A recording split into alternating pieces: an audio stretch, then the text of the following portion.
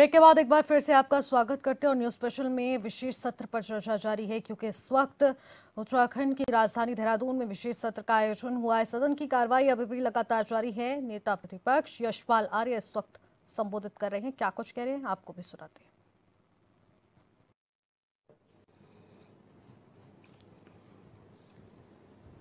ने प्रधानमंत्री देवेगौड़ा जी जो देश के प्रधानमंत्री थे, उनके योगदान को भी हम नहीं भूल सकते, उनको भी स्मरण करना हमें चाहिए। जिन्होंने 15 अगस्त 1996 को लाल किले के प्राचीर से पृथक उत्तराखंड राज्य की घोषणा की थी। ये शुरुआत थी। मैं इसलिए कह रहा हूं कि हमें पन्नों को, इतिहास के पन्नों को पलटने की जरूरत है, इतिहास के पन्नों को भी देखने की जरूरत है। सतपाल महाराज जी, आदरणीय सतपाल महाराज जी भी उस दौर में एक पुरोधा के रूप में उन्होंने भी पृथक राज्य की वकालत की थी, प्रदर्शन किए। हम सब भागीदार थे, सहभागी थे। और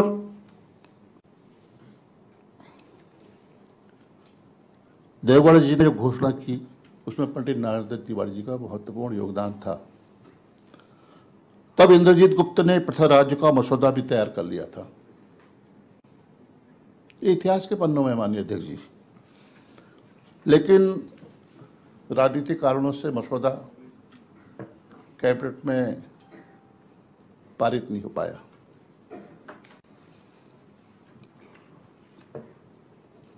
देवेगौड़ा सरकार के पास राज्य पुनर्गठन विधेयक के पास करने के लिए पर्याप्त बहुमत भी नहीं था। देवेगौड़ा जी की सरकार गिर गई और कोई भी सरकार इस पृथक राज्य के निर्माण के लिए हिम्मत नहीं जुटा पाई। माननीय अध्यक्ष जी,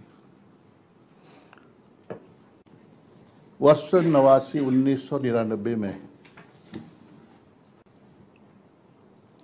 राष्ट्रीय जनतांत्रिक गठबंधन की सरकार आदरणीय अटल बिहारी वाजपेयी जी के नेतृत्व में बनी। तब भारतीय जनता पार्टी के मात्र 186 सांसद थे। तब अटल बिहारी वाजपेयी की मंत्रिमंडल में चंद्रबाई नायडू, एनडीए के संयोजक और बहुत ही प्रभावशाली नेता थे। अलग तेलंगाना राज्य की मांग को लेकर वहां पर भी प्रदर्शन और दबाव लगातार वहां की जनता दबाव बना रही थी। माननीय अध्यक्ष जी, 20 जुलाई को माननीय अध्यक्ष जी, 25 जुलाई को उत्तर प्रदेश विधानसभा से प्रस्ताव पारित होकर हुआ उत्तर प्रदेश पुनर्गठन विधेयक, ये पारित हुआ। उस वक्त माननीय आदरणीय अटल बिहारी वाजपेयी जी के सरकार के पास तो पर्याप्त बहुमत था, न लोकसभा में बहुमत था, न राज्यसभा में पर्याप्त बहुमत था। माननीय अध्यक्ष जी, कम संख्या बल के आधार पर श्रद्धेय अटल बिहारी वाजपेयी की सरकार इस पृथक राज्य के निर्माण के विधेयक को, पुनर्गठन विधेयक को पारित नहीं करा सकती थी। ऐसे में लोकसभा के तत्कालीन नेता प्रतिपक्ष श्रद्धेय श्रीमती सोनिया गांधी जी के नेतृत्व में कांग्रेस पार्टी के 112 संसद सदस्यों ने पृथक उत्तराखंड के निर्माण के रखे विधेयक, उत्तर प्रदेश पुनर्गठन विधेयक 1998 का समर्थन किया और यह विधेयक लोकसभा में पास हुआ। मैं इसलिए कहना चाहता हूं कि हमें अतीत पर जाने की जरूरत है, जिसका जिक्र आदरणीय सुबोध उनियाल जी पहले ही कर चुके हैं। 1952 में ये शुरुआत हो चुकी है अलग राज्य की मांग की।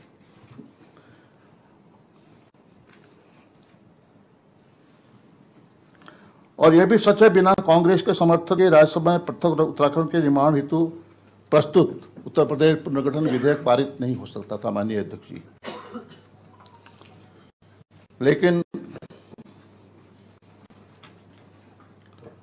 लेकिन राज्य बना।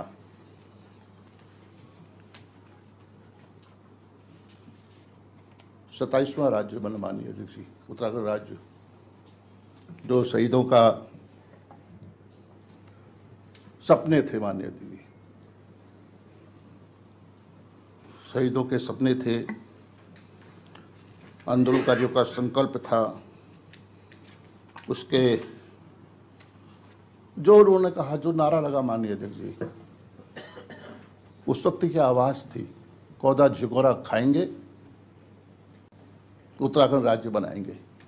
ये सरेआम सबकी जुबान में ये नारा माननीय अध्यक्ष जी था, एक संकल्प था, एक दृढ़ इच्छा शक्ति थी, अहिंसात्मक आंदोलन माननीय अध्यक्ष जी। पहली बार देश में अहिंसा के माध्यम से राज्य का निर्माण हुआ। गोलियां चली, ये आज भी याद है, आज भी स्मरण है।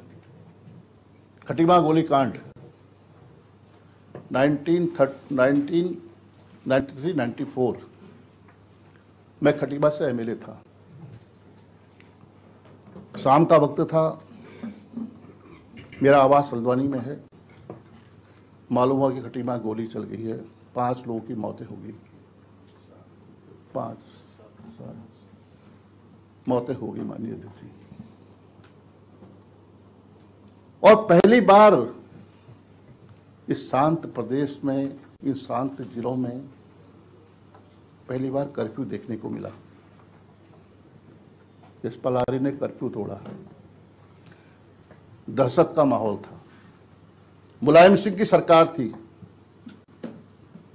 हमने लोगों को धाड़स बताया, हिम्मत बनाई, दिन दहाड़े निहत्थे आंदोलनकारियों पर, प्रदर्शन कर रहे आंदोलनकारियों पर वहां की पुलिस ने गोलियों की बौछार कर दी।